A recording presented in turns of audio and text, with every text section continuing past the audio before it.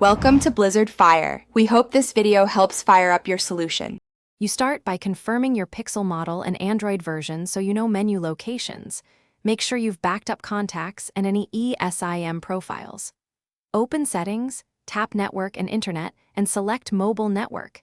This is where the ESIM lives.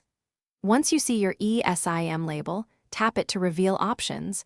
Don't hesitate to take a screenshot for reference. Make sure Wi-Fi is on and battery is above 20% before you proceed. You'll now remove the ESIM profile itself. Select the specific ESIM in mobile network and choose Remove or Delete.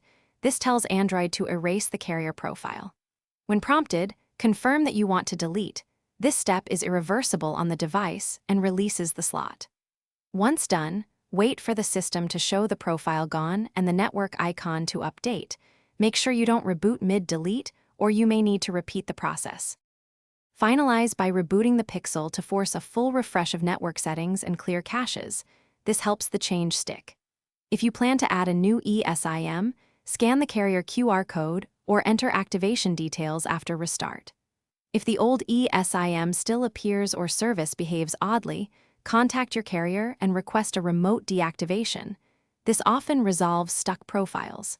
If you're comfortable, perform a network settings reset, but back up any VPN or APN details first.